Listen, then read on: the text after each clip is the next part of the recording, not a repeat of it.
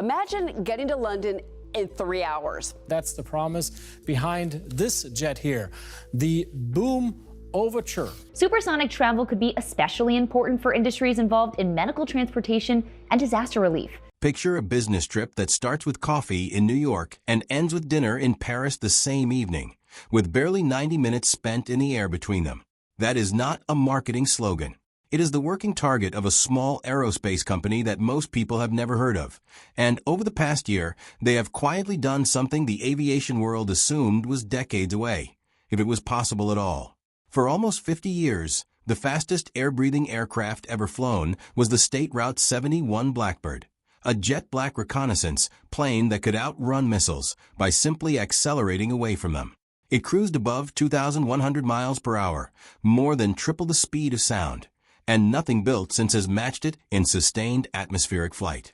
When the Blackbird was retired in the late 1990s, the general assumption in aerospace circles was that extreme speed inside the atmosphere had essentially reached its practical limit. Engines melted, materials failed, and the economics never worked. The Concorde had already proven that costs, sonic booms, and metal fatigue would strangle any attempt to push commercial flight much faster than twice the speed of sound. So the world moved on. Airlines actually slowed their cruise speeds down in later decades, chasing fuel efficiency instead of speed. Militaries did not get the memo.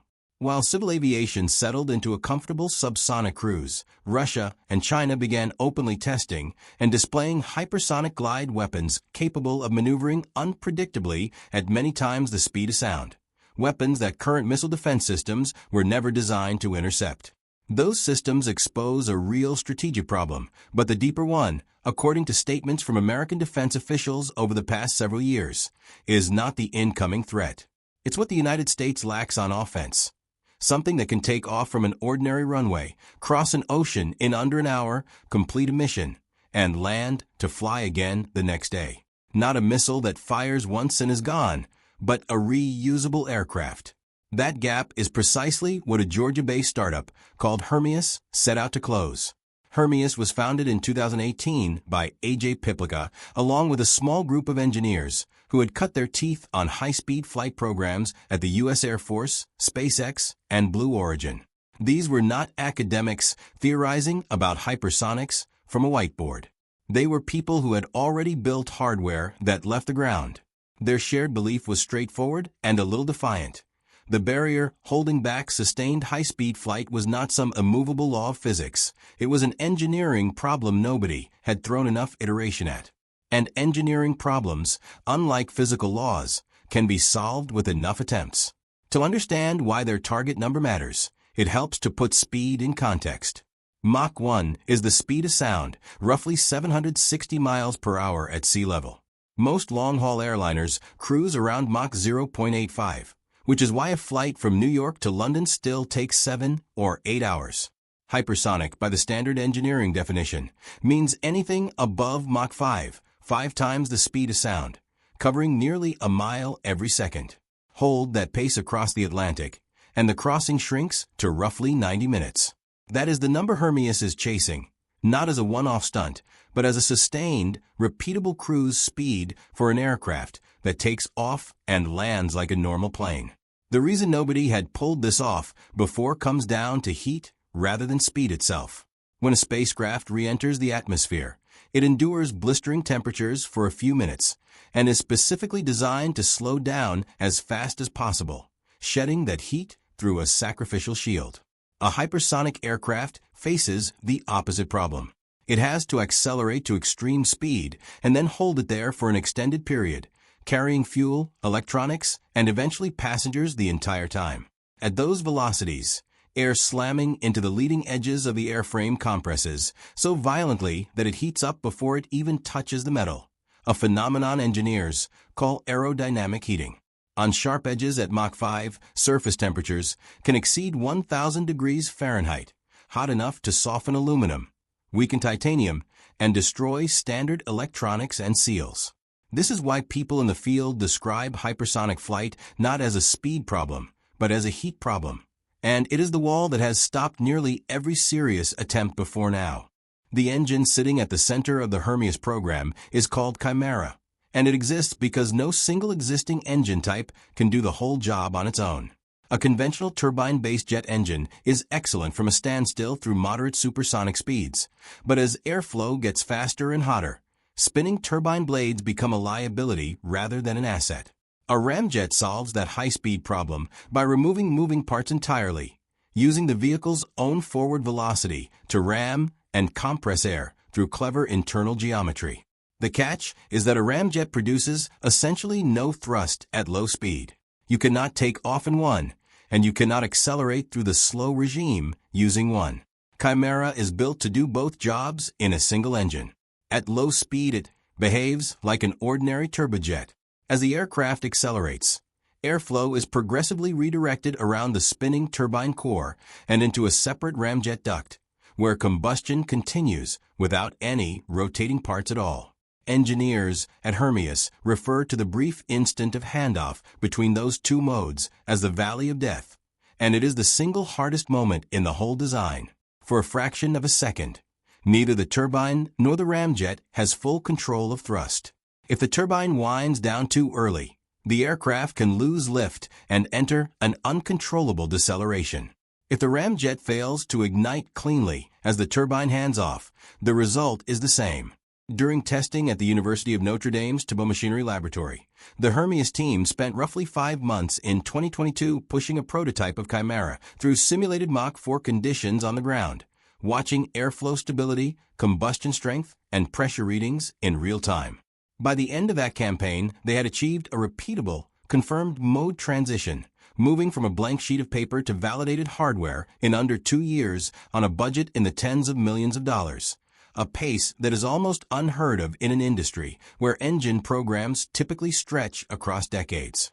The first version of Chimera used a compact General Electric J85 turbine core, a reliable engine long used on trainers and light fighters, chosen deliberately as a low-risk starting point for early learning.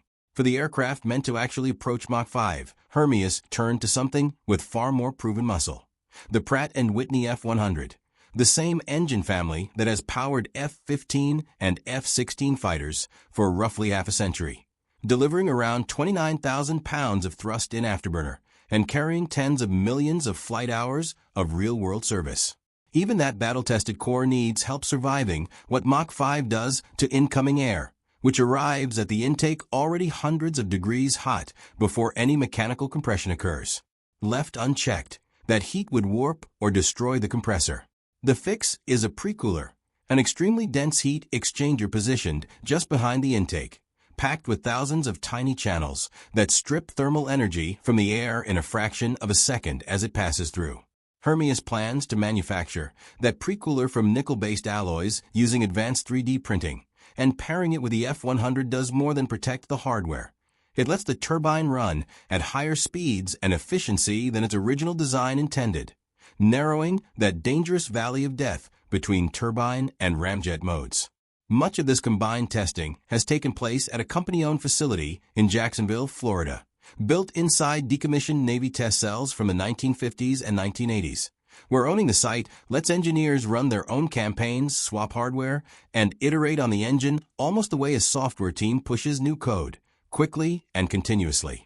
Turning that ground-tested engine into a flying aircraft required its own staircase of vehicles, a program Hermeus calls Quarterhorse, funded in part by roughly $60 million awarded jointly by the U.S. Air Force and venture investors in 2021.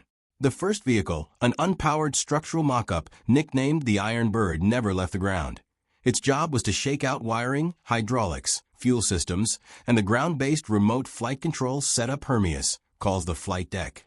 Next came the first aircraft actually built to fly, an unmanned demonstrator with a short, highly swept wing optimized for high speed.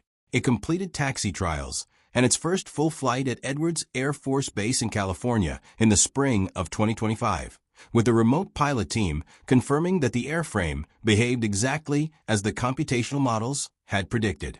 That flight validated the aerodynamics, stability, control systems, and telemetry needed for everything that came after, proving something simple but essential. An airframe shaped for extreme speed could still take off and land on an ordinary runway using conventional landing gear. The next vehicle in line, roughly the size of an F-16 and powered by the F-100 core that will eventually integrate with a full Chimera system, made its own first flight from Spaceport America in New Mexico in early March 2026, using restricted airspace over White Sands Missile Range. Less than 3 months later, in late May 2026, that same aircraft broke the sound barrier for the first time, reaching just over Mach 1.2 on only its third test flight, a pace the company's leadership has openly credited to its build fast, test hard, fix it philosophy. Hermeus has said the Federal Aviation Administration has cleared it to attempt several more supersonic flights before the end of the year as it works to expand the aircraft's speed envelope further.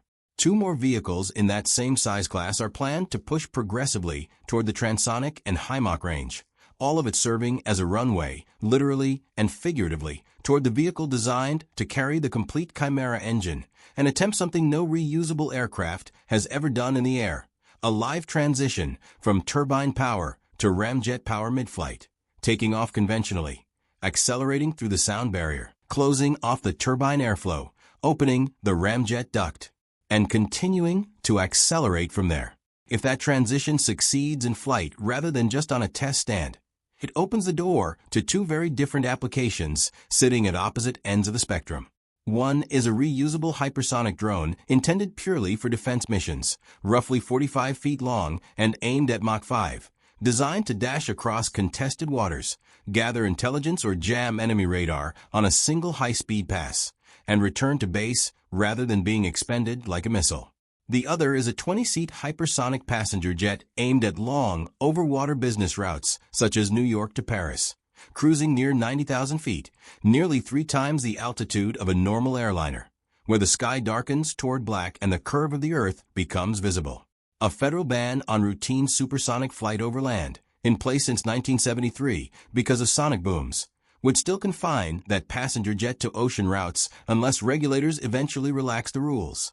Something NASA's Quiet Boom X-59 demonstrator is currently being flight tested to help make possible. Hermeus is not working in isolation.